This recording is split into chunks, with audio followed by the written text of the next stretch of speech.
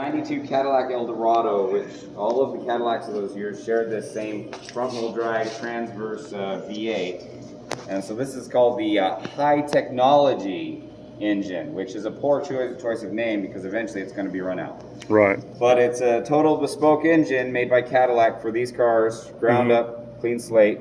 Right. And it's an aluminum block V8 pushrod engine. This is the pre-North Star. The next generation of engines were the North Star 32 valve.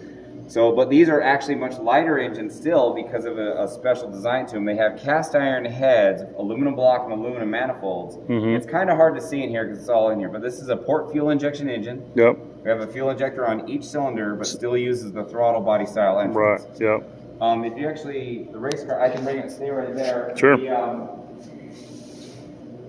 The intake on the Allantes, which shared a similar engine, Right. got rid of the throttle body and actually ran an intake system like so. Right.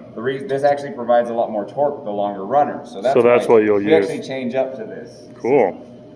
Okay. But if we head over, we can actually take a look.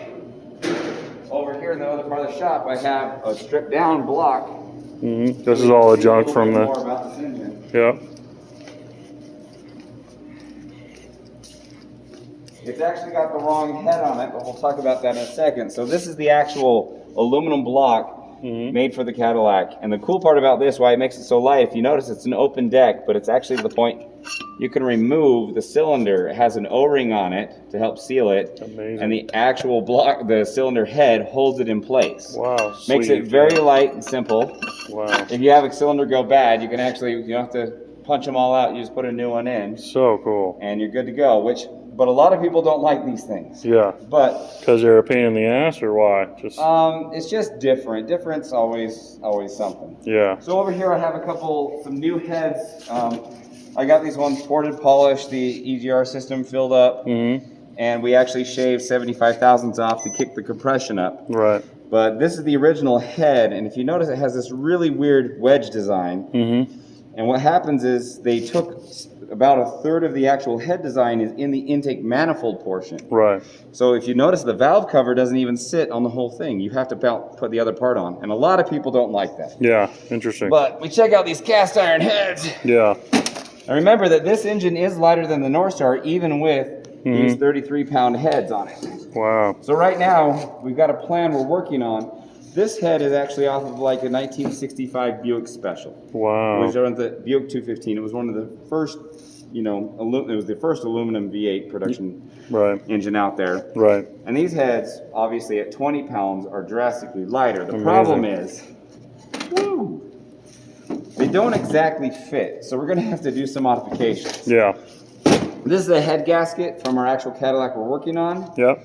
And when you slide it on, we line these babies up, you can see that all of these bolt holes on the intake side line up and center with the cylinders perfectly. Right. Even on our display over here, if we head back to that engine, we actually have one of these heads on it. You can even see that the push rod holes even line up. Yeah.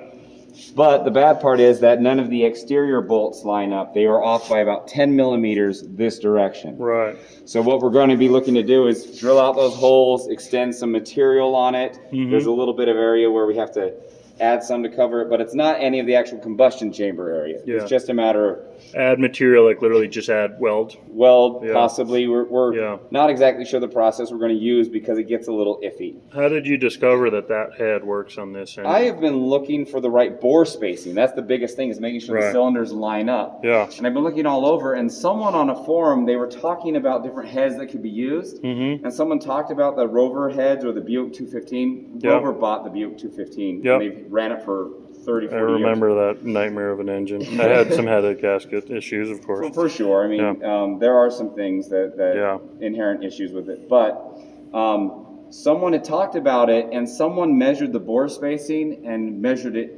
wrong. And so everyone they didn't care about it. Right. Well, I happened to have access to one of these, and I grabbed a set of calipers and measured, and I was like, they're the same. Yeah. So, and then the fact is that half the head bolts match and everything lines up. You're like, it's kind of almost meant to be, but we do have to massage it on. Yeah. But if we can do this head swap, This engine stock, the cast iron heads and everything, Yeah. fully dressed is about 365 pounds for a V8 that is crazy light. Yeah. And what's the displacement again? 4.9 liter. Wow. 300 cubic engine. Yeah. So if we can put these aluminum heads on though, Yeah. we'll be running 40 pounds less at least. Yeah. So 320 pounds, basically 20 pounds heavier than a K-series engine. Yeah. With twice the torque at least. Wow. It's kind of drastic, but the bad part is no part support. Yeah. Nobody cares. Nobody cares about it. Whatever your Rover. Pushrod motor. Yeah. So Yeah. we're all alone out here developing what we can. Yeah. Because of this block design, everything. Because this is such a weird one-off engine. But it is really short, Yeah. and even the Rover V8 is 7 inches longer because of all the front stuff on it. Yeah. And it has the front-wheel drive bell housing. Sorry, the other side, for General Motors stuff, and that's why it fits so well with our Isuzu motor. Yep. And Yeah, I know a guy who messes with these in California. Yeah. I got to get you in touch with him. He's a Lemons racer, Corey Dickman. Oh, cool. Yeah, he's got an Allante and all sorts of cool stuff. Nice. So We'll have to check into it because there's a really weird breed of us. There's Fiero people, and that's how I kind of got turned on to this engine was that there were Fiero people using it. Yeah, that's how I met Corey, was through Fiero people. And then and there's a few people using them in different places, but they are an odd motor. They're not popular at all. They only made 200 horsepower. If you actually look at a dyno chart of this engine from the factory, it's really sad because the torque is amazing, but the old heads and everything, they run out of air about 4,000 is when they start to take a dive. And the horsepower comes up, but because it's at 4,000 RPMs, they never even cross. They never even get to 5252 because they're already falling off. Right. But at idle, it can make over 200 foot-pounds of torque. Holy cow. 200 at idle. Like, yeah, amazing.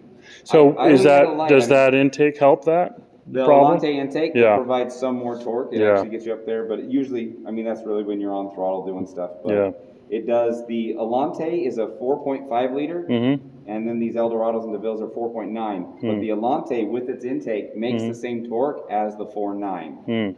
So you put a 4.9 with the Allante, it should give you even more of a bump. Cool. But of course, we don't have a lot of tuning options. We're reflashing chips and stuff. It's still pretty old school. But eventually, we plan to go standalone and do some crazy things in the long run. So it's kind of a fun engine to play with because it's so not supported that you're. It's kind of like classic hot rodding. Right. We just don't have the thing. We have to make it as we go. Make it. Yeah. Which is pretty cool for our students. Cool. Well, thank you again. No problem. That's so cool.